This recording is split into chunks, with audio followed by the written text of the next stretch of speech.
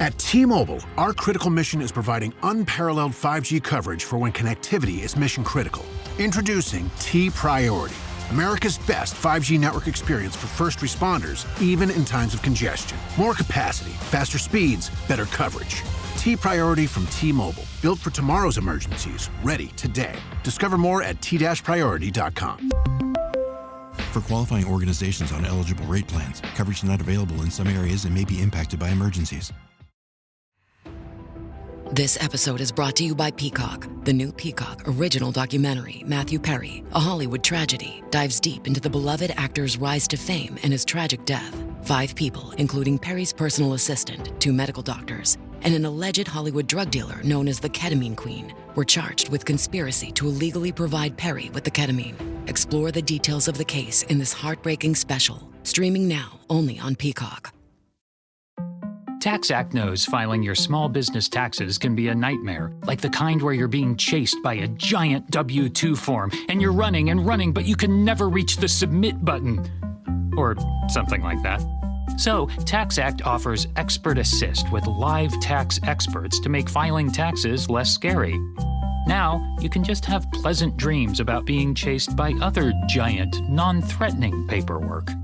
TaxAct. Let's get them over with. The Athletic.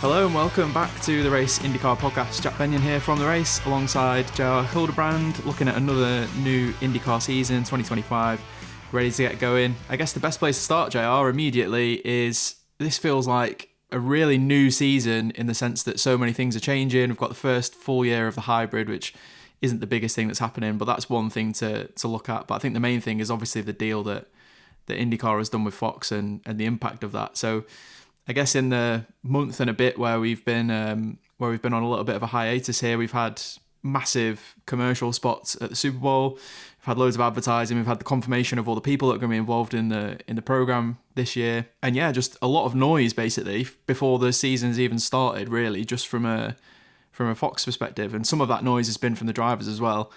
I don't think I've heard a bad word said about Fox from any of the drivers, but I've heard a lot of good words over the course of the little break here. So yeah, I guess I'm keen to get your perspective on this from the sense of you've obviously been around the paddock a long time and you've seen TV and broadcast people go in and out and new deals be done and things change. But this one feels really big to me in terms of how much effort's been put into it and I guess just the level they've operated at from the word go. So yeah, I guess what's your initial takeaway been and how good has this been compared to how you feel it's been in the past? I mean, you're absolutely right. And it's a good question. And there's sort of some different ways to look at it, I think. But I would definitely agree with you that the feeling from inside the paddock, without question, is there's a lot of excitement around basically, I think it's like a feeling of validation, of being wanted, of there just being some energy around, we'll say broadly, like the marketing and activation of the series. And so I know that's something that people have talked about for a long time, within the paddock, is just being this thing that, where is this going to come from? That regardless of what you think of the job that's been done in those, it kind of in that area or within those roles within the series or at NBC recently or whatever, just that's been kind of a missing component to, how the IndyCar series is thrust out into the world. And so on that front, it's checking a huge box already, and Fox is doing an incredible job. And I think you'd have to particularly look at how they've leveraged the other assets within the Fox family of sports and entertainment, basically as really the main differentiator. Yes, you've seen the commercial spots maybe in higher profile places and times and stuff like that. That kind of falls into the same category of them just leveraging sort of the TV assets, basically, that they already have, the programming assets that they have to throw at this. But I mean, as soon as you saw the Tom Brady appearance in that first Newgarden spot. It was like, okay, they're like serious about this. And that was after even you had already Strahan had been announced, as the pace car driver at the 500 and all this kind of stuff. So you have to already give Fox a lot of credit for setting going above and beyond what we've seen really in any time in kind of this current or recent era of IndyCar racing in terms of really just seeing IndyCar in a popular culture.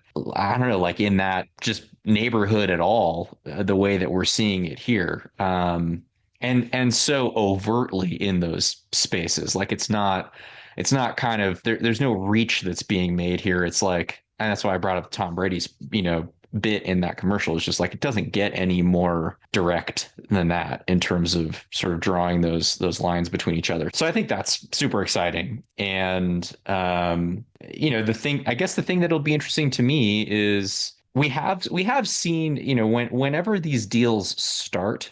And this is not to say anything about the direction that this Fox relationship will go. It's just to sort of look back and say there was these same kinds of efforts are always made at the beginning of these deals. So I was around at the beginning of a few of these deals, and there's always kind of an added push, because if we're being frank about it, it's in the network's best interest for this thing to then get high visibility. Like everybody wins, the network included. They are in fact doing it with the expectation that this is going to get more viewership than it has under the previous regime of TV partnership. And so they obviously are doing all the things that are within their power, and it makes sense that they're doing that. It's not because they're like, for them it's self-serving basically to do all of these things to try to heighten the awareness that's around IndyCar to gain that kind of number. Now, they wouldn't have done any of this stuff if they didn't have a belief that that was possible to do, like that there's grounds for IndyCar to be a just higher viewership thing than it has been over the past, call it, let's just say the past 3 to 5 years or something. Like if you just look at kind of like what IndyCar is now, basically. And so that ultimately to me will be the interesting thing to be paying attention to over the course of the season is, does that happen?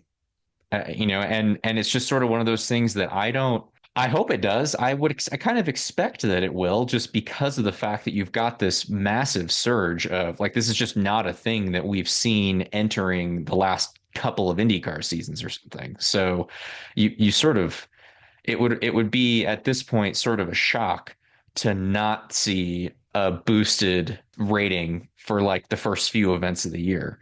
I guess I would counter that only with the general idea here, which is it's not like IndyCar has been impossible to find on TV or something over the last 4 or 5 years. And so the question that looms over all of this ultimately in my mind is the thing that you're going to watch on TV actually just compelling enough to demand continued increased viewership over the course of time? And if we're looking at IndyCar as like IndyCar fans, you'd sit there and go, well, yeah, of course it does. Of course it will. It's great racing. You've got teams and drivers that are at the peak of talent within the broader motorsport landscape. You go to a lot of really interesting places. You've got the Indy 500, all of this stuff. There's all of this stuff that is great about IndyCar from just like a motorsport fan's perspective.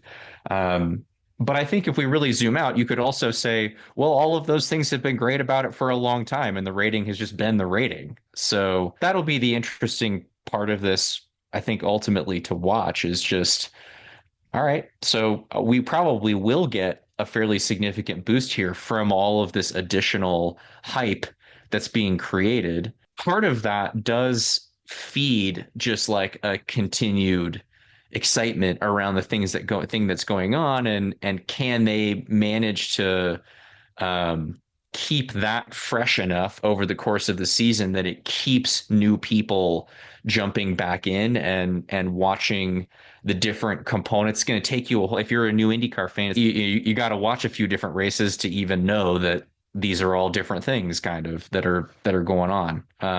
But those are, I guess those to me are the two things that we kind of have to weigh against each other in a sense, is like, yes, there's this new machine of creating hype, but the thing itself is actually the same thing that it's been for a long time now. So we often find ourselves wondering about this, like, which of those needs to change and which of those has more impact and is more important in the big scheme of things. The reality of it certainly is that you really do need that first component one way or the other. So we've definitely, Fox has come straight in and done an awesome job, I think, on that side of it.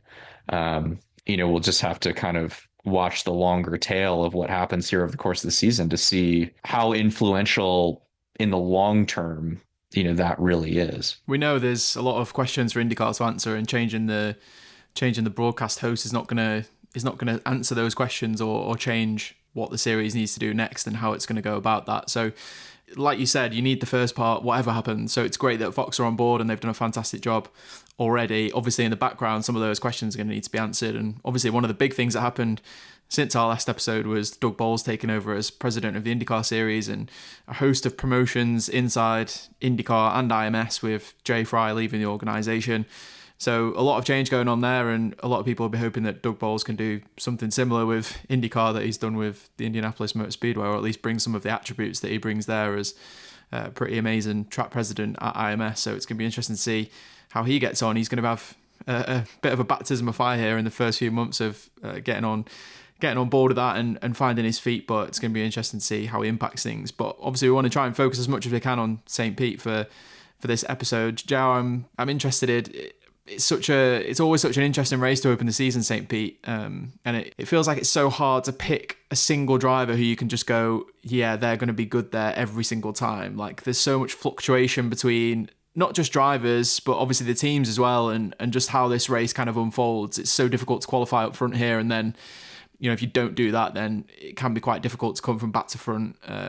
You kind of need to be qualifying well to have a good chance here, and it's just so difficult to qualify well consistently in the IndyCar series, isn't it, as we've seen over the past few years. But yeah, I'm kind of interested, who's your pick for the race win and why moving into this race? Exactly, to your point. It's so hard to it's hard to have a strong opinion about like what's going to happen here. It's certainly not my MO looking at this to just like fire off who I think it is. So I've spent some time thinking about this and kind of looking back at last year. You'd have to just look at Penske, given the performance that they had here last year, and sit there and go, they had the number, to all three of those guys, were in the mix. So I think you look at Newgarden and McLaughlin from that camp as just being, with Will being a little bit of like a sleeper here. I mean, he's been awesome here in qualifying in the past. But I guess I'm sort of, if we're just to take everything at face value, then you'd kind of sit there and probably pull McLaughlin out of that hat as the one that you go, okay, I'm probably willing to give him the nod here for pole position. And he's won here recently in the past. Obviously, Newgarden just was on fire here last year, like had gas in the tank, so to speak, at the end of the race, despite, the whole thing. And you got to know that he's coming at this, particularly given everything that occurred last year, both of those guys, looking for a bit of redemption of like, okay, everybody, F you, like this was not a fluke that we were this good at this place. The other kind of organization that comes to mind is Andretti.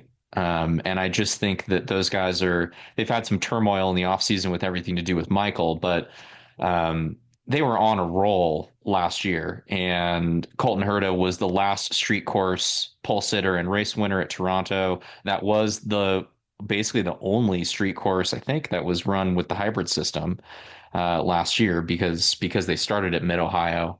So in part for that reason, I throw him and Kirkwood straight into the same mix. Like for me, it's sort of if I was a betting man, I'd try to hedge against one of those four, basically. McLaughlin, Newgarden, Herta, Kirkwood as, pole for pole and or race win. And if you're going to hold my feet to the fire, I'd probably just pick in Colton because I think that in part because I think that he ended on quite a high last year. It seemed like they were figuring things out. And frankly, I think it's time, basically, for him to really show out. For the listeners, we didn't discuss who we'd chosen beforehand, but I had Colton for pole and I've gone Scotty Mack for the win. So we've gone pretty similar, but I guess that kind of blows a hole in my theory that it's difficult to predict. We've both kind of gone for the same people. But yeah, it is very tough to choose. I think the only thing I'd add to what you said there with Colton is that I think spoke to Marcus Ericsson a little bit earlier in the off season, a feature you can go and read on the-race.com if you're so inclined, where he basically talked about, I'm paraphrasing a little bit here, but I'd kind of put to him that the same as what you said, basically, that Michael kind of stepping back a bit in the off season had, from the outside, that looks like a negative and it looks like turmoil, I think was the word you used, which I think is totally fair. But Marcus kind of added to that with, there's also been a lot of investment in the team with the way things have moved around here. There's been a lot of people coming in. They've obviously got rid of the Meyershank, or they've ended the Meyershank relationship, let's say. So we're seeing this trend again of focusing on fewer and fewer cars, but if anything, expanding the number of people they've got, or at least keeping it around the similar numbers. So you've got more and more people focusing on fewer cars. And I just think they're so well set for this season, as much as, you can go back and listen to our previous episode where we talked at length about Andretti and Michael stepping back and what we thought of that. JR gave some great insight into Michael working with drivers and what that might be like for him not to be there. But I think, just on the face of it, speaking to some of the drivers, and I know Kyle Kirkwood had said in the preseason as well that it's not like Michael's disappeared. He's still an advisor and a strategic advisor. He's still speaking to the drivers, and he's still going to be there in some capacity, through the season. So it was just I just thought really interesting point from Marcus that maybe hasn't been spoken about so much. The fact that they've taken on a lot of investment, and that they're I think the Shank deal is a big deal for Andretti in terms of just being able to, again, focus even more on those three cars than they did the previous year. And the only thing that I would add to that too is, and you mentioned it, but maybe just to say it a little bit more directly, is basically that, in those relationships, they were loaning out personnel to, like, engineering personnel to Shank. So yeah, particularly on that front, they're not loaning out mechanics and tire changers and that kind of stuff, but they're going to get that group of people back, which, exactly to your point, that's where, like, your money gets made in the IndyCar series these days. Not that it doesn't happen across the entire grouping of personnel, but to get more firepower back, just like you said, without adding cars, so having the same number of cars internally, but just getting those engineering resources back, under one roof. That'll definitely be a gain for those guys heading into the year to just cover off more stuff. I mean, that's just more simulation that you can run. That's more different things that you can try. That's more ideas floating around in the debrief room, which when you're in the IndyCar series these days, and just being that one change further ahead can be the difference between being on pole and, being outside the top six. I think that's a great point to make. Support comes from ServiceNow. We're for people doing the creative work they actually want to do. That's why this ad was written and read by a real person and not AI. You know what people don't want to do? Boring, busy work. Now with AI agents built into the ServiceNow platform, you can automate millions of repetitive tasks in every corner of your business, IT, HR, and more, so your people can focus on the work that they want to do. That's putting AI agents to work for people. It's your turn. Visit servicenow.com. Today, the beverage aisle looks a lot different than it used to. America's beverage companies are working together. We're delivering the options everyone wants. In fact, nearly 60% of beverages Americans buy have zero sugar. You'll find more variety than ever, including more of your favorites, now available with zero sugar. You'll also find more sizes and clear calorie information on the front of every can, bottle, and pack. We know when it comes to finding balance, the more choices, the better. Children's Dimetapp knows the sick day struggle is real. But it doesn't have to be. When sickness strikes, Children's Dimetapp works safely and quickly to relieve cough and other cold symptoms. And your kiddos won't run from its yuck-free sweet grape flavor. Trusted by parents for over 50 years. Children's Dimetapp, your stress-less sick day solution. Use as directed. At Rocket, we believe everyone deserves their shot at the American dream. So if you're feeling locked out of home ownership, we're here to give you back the keys. We're opening doors, breaking down walls, and doing everything we can to turn renters into owners. And we're not going to stop until we help everyone home. To find out more, visit rocket.com. Rocket, own the dream. Halliday presents, in the red corner, the undisputed, undefeated Weed Whacker Guy. Champion of hurling grass and pollen everywhere. And in the blue corner, the challenger, extra strength Halliday. Eye drops that work all day to prevent the release of histamines that cause itchy allergy eyes. And the winner by knockout is Halliday. Halliday, bring it on.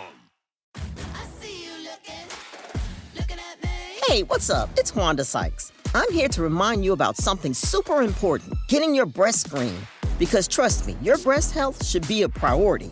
Early detection for breast cancer can change the game, which is why you should visit yourattentionplease.com to learn more. And do me a favor, if you've already had a breast cancer screening, remind your friends and family to visit yourattentionplease.com too. We gotta look out for our girls.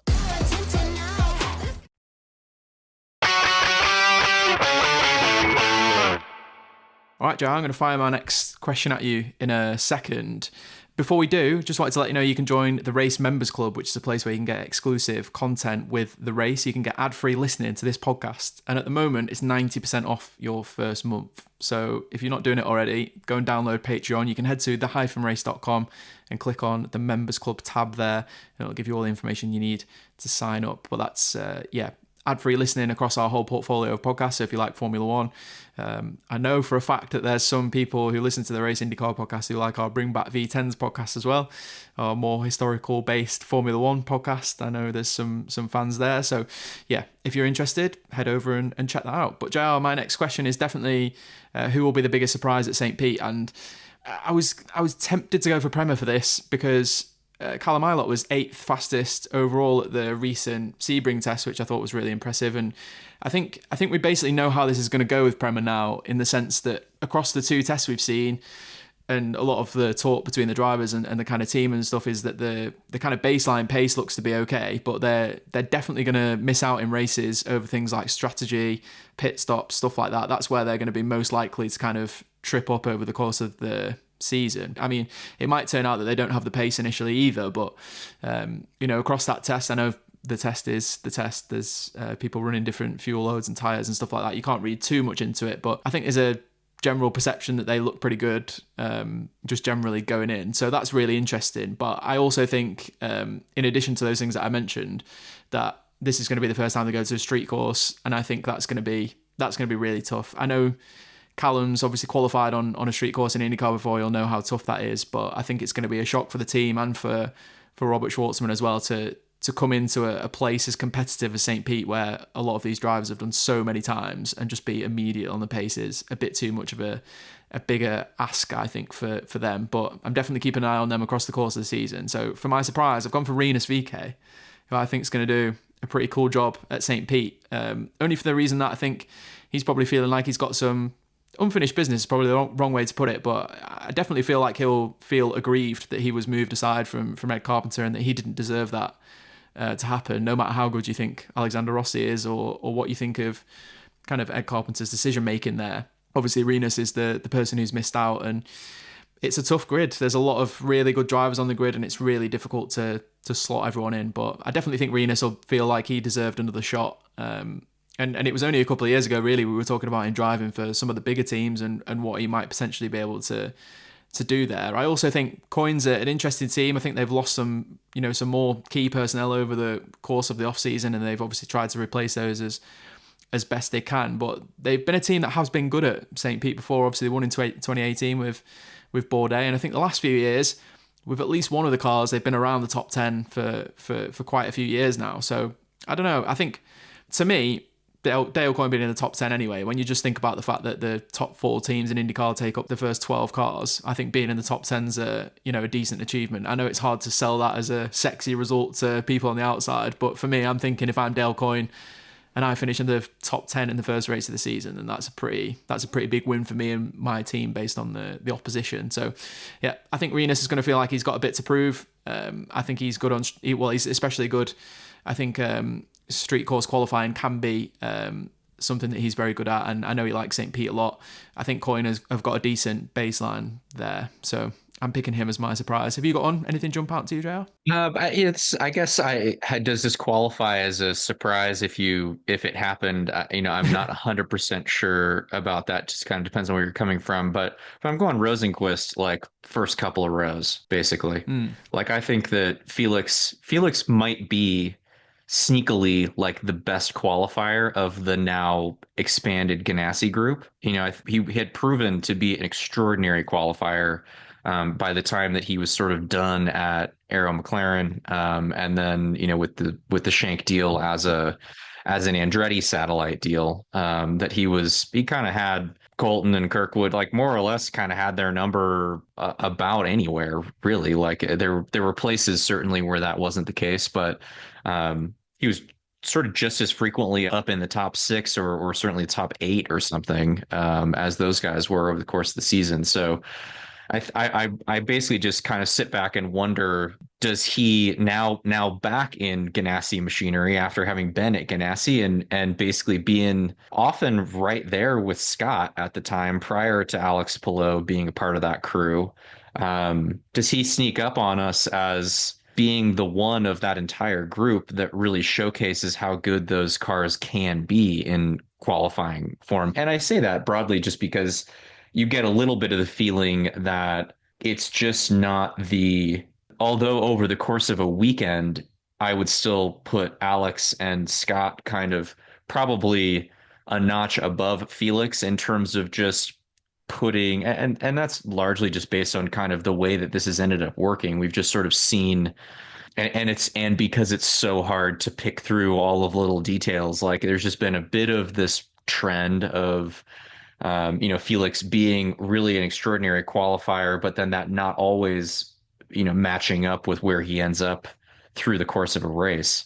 And it seems like Dixon and Palou are a little bit more the other way around. Palou does have an extraordinary qualifying, record himself at this point. So, we may not see this occur, but I've watched enough of Felix Rosenqvist's onboards on qualifying laps to sit there and go, he's just got a little something that not everybody has all the time. And so I think I look for him to sort of show out in this role. It seems like he's very comfortable at Shank. He seems clearly kind of to be the de facto number one there, and I think that he embraces that role in a way that is not hyper competitive against a teammate. Like he is not a Senna Prost kind of teammate to have around. He's a very low key, easy to get along with guy, I think. And so he's a team player, maybe is an easier way to say that. So I'm interested to see how that goes this year. And I feel like there's an outside chance that just fires off straight away here at St. Pete. He was I think he was third on his debut at St. Pete with Ganassi his first year in IndyCar. And then he was second last year, wasn't he, on the grid? So yeah, I wouldn't be surprised to see him up there. I think the rest of the year is going to be so interesting to see what happens, because I guess in many ways you can kind of compare Ganassi last year as a 5-car team and then kind of split that off into what Shank and Ganassi might look like this season. But then there's obviously so many differences there that it's kind of hard to compare. But I would say, I think, Marcus Armstrong, early on in his IndyCar career, his second season last year, and he was 14th in the championship. And a lot of the same people he was working with last year have gone over to Shank with him. And obviously, at the end of the day, however highly you rate Marcus Armstrong, that car is the car that won the championship and finished 6th in the championship. And Marcus was 14th. So there could be a million reasons for that. I'm not saying Marcus Armstrong's a 14th place driver for the rest of his career and that it's all his fault. And I'm not saying it's the engineers or the mechanics or the people outside of the car there that are to blame for that car finishing 14th and not first. But I think what you have to kind of think about is, if the same people are involved, then how is that going to be different to what happened last year? So obviously Shank don't just take people, or they haven't, from Andretti, let's say, they haven't just taken people and then let those people run everything. Like, there's still lots of people who work for Shank specifically, and they take a lot of pride in what they do, and it's as much Shank's team as it is a group of people coming in and running that car for them. There's still a lot that Shank put into it. But it's going to be really interesting to see how that whole organization works and how that all kind of blends together. I think for me, the final thing I kind of wanted to put to you was, I guess, is there anyone kind of that jumps out to you that's missing or that deserves to be on the grid that we're not going to see this weekend, that's disappointing, that either people haven't seen or want to hear about? And I think there's two obvious ones for me, is that Romain Grosjean's going to be a reserve driver for Prema this year. He's someone who has gone well at St Pete in the past, has been an amazing street course qualifier, obviously almost won a few years back when he had that incident where Scotty Mack took him out of the race, and that was a season where if he'd have won that race, there's a good chance he would have been leading the championship after the first few races, and maybe he stays at Andretti and his whole IndyCar future is different, a real sliding doors moment. And there's that, and also Linus Lundqvist, who I've written a piece about on the-race.com that should be pretty easy to find for you because it was recently. He's going to be at St Pete, but not in any sort of capacity. Still, he put out a statement saying that he was hopeful that he and Ganassi were going to come to some sort of arrangement where he would be back in the car soon, but it's difficult to see where that might be, especially in IndyCar. Maybe there's opportunities for him outside of that, but yeah, things can move quickly and drivers can move quickly in IndyCar, as we know. So I'm sure Linus will be keeping himself ready and doing his neck training to make sure that he's ready to slot in. But those are the two that jumped out to me, JR. I was pretty sad to not see those two guys on the grid because I think they're better than some of the people who are on the grid and that they deserve to be in a seat. So that's a pretty disappointing one for me. But yeah, anyone jump out to you, or are you in agreement with those two? Yeah, definitely in agreement with those two. I also, just for whatever it's worth, I miss seeing Sebastien Bourdais in like a shitty car at St. Pete because it's just like he just always, like, there was always a chance that he was going to go just drive the hell out of something to the front. Like Seb, I was like fortunate enough to for whatever reason be one of the people that always just got along well with Sebastien Bourdais, which for, I don't, whatever, like, I don't know why that's not necessarily the case, but for everybody, but I always, he speaks his mind, that's for sure. Maybe it's just that I appreciated that about him, yeah. and was teammates with him sort of briefly at Foyt the first year that I ran the 500, and so got to spend some time around him, and from him being at like KV and then Coin, when I guess maybe it wasn't KV. Maybe Jimmy was just Vassar was involved with the Coin deal, I guess, or something. It was the Seal Masters deal. Yeah, that was the case. He drove for Vassar when it was Vassar Sullivan. Yeah. Yeah. Okay. So that was it's whatever. We lose track of all these arrangements over the years, but I know Jimmy pretty well, and so was sort of whatever. You just get a little insight into how things are going, and I feel like. I'll just say this because I think it's just an interesting, commentary on kind of like where the sport is and the way that it goes. Less to do with the fact that does Sebastien Bourdais deserve, quote unquote, to be in a ride, or do we care about that? Like, I guess I'm not really trying to make a comment about that necessarily, but he's kind of one of the lone remaining drivers, I feel like, that is from an era of U.S. open wheel racing, and you could kind of throw Scott Dixon into this mix. I remember being around Justin Wilson and him having very much the same attitude about it. These guys that I think came from, they were around, whether they were really driving at like the peak of kart, or were, for a couple of those guys, it was kind of more the tail end of that, but they were all around the same age, like they came up through that same era of the sport. It was a time when the contract lengths were longer. you really did it to make a living. Like that it was, and I would put that in contrast just for the sake of the context or whatever. Like by the time I got to racing IndyCar, like nobody was making crazy money doing it. All the deals were like year to year. Like it was a thing that, and this may have been the wrong way for a lot of us to look at it, but it was just kind of the way that it was like you sort of looked at it more as like a thing that you were lucky to do for as long as you got to do it. There was no clear there was no clear like correlation between doing a good job for a certain team and like still being with that team the next year even necessarily, and so there is these group of guys that I've been fortunate to spend enough time around some of them over the years. I think it's probably one of the things that you get out of being at Ganassi and being around Scott Dixon.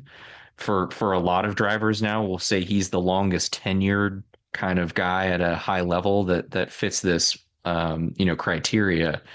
Is those guys really do look at it like it is a job, not in a bad way, but it's like it's a thing that they show up and they take super seriously because it's like their livelihood, and it's just a different way of looking at the thing that you do. And so there's a little wrinkle in that, which was, I remember JV saying, I mean, just totally off the cuff, like this was like 10 years ago or something. But it was after that race that this must have been, I don't know, 2015, 2016. It was Aero Kit era. Seb like ended up basically lapping the field at Milwaukee. And a little bit of that was strategy, but a little bit of it was just like he just went ham like when the time came. Like he got locked in and never looked back. And I'll never forget. It was 15 because it was the last race, wasn't it? It was the last race for a while at Milwaukee, wasn't it? Yeah, I think so. Yeah, I couldn't remember. Yeah, it was one of those 2015 because it was the last. Yeah. And Jimmy just goes, when it's time to write the check, Seb shows up. and it's just, and so it's one of those things that it's like, you get a little bit of that being around him. Like when I was around him at Foyt, there were kind of instances where it was like the car's just not there. The risk of just going out and firing it into the wall is kind of high if you start to really try to maximize, and it's kind of like, us getting the most out of this today is going to be the difference between qualifying like, 28th and 23rd or something. So like, who really cares? But then when it's time to hit the go button, like it's just time to hit the go button. Like that's you are getting paid to be that guy to show up and do that thing, and it was just so for me, like I've had to kind of think about that at times to like make sure you're in that mindset. For those guys, it was just so automatic that I guess I've just always liked that about Bourdais, about Scott for that matter. It's kind of not, I think just because the rest of us have grown up in kind of a different era of the sport, maybe now you're getting to the point that guys have a little bit of that, more of a seriousness to their viewpoint that like, okay, I'm here, I'm at a certain level, I'm making some real money, from a sports entertainment point of view.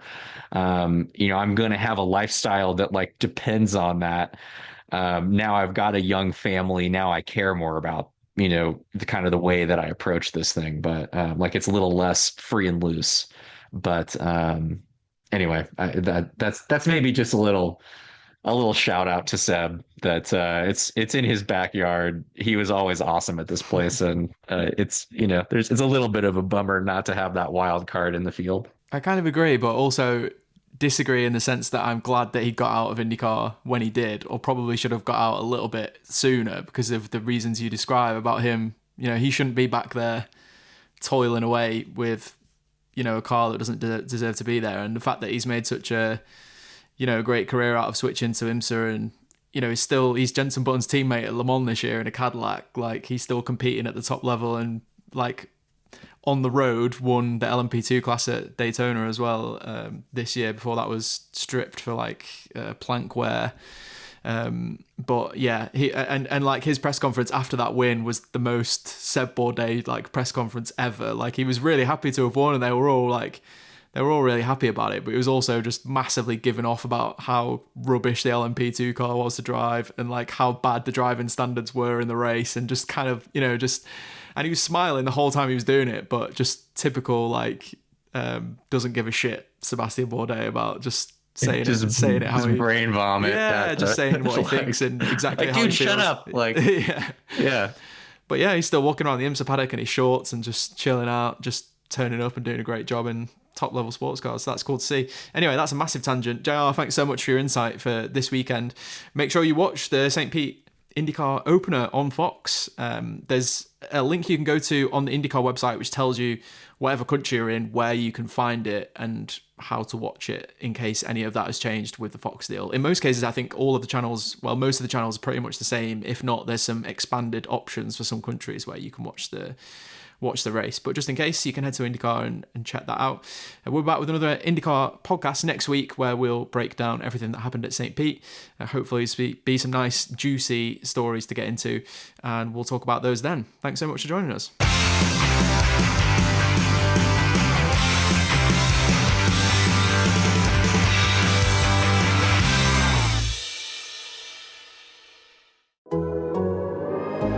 The Athletic.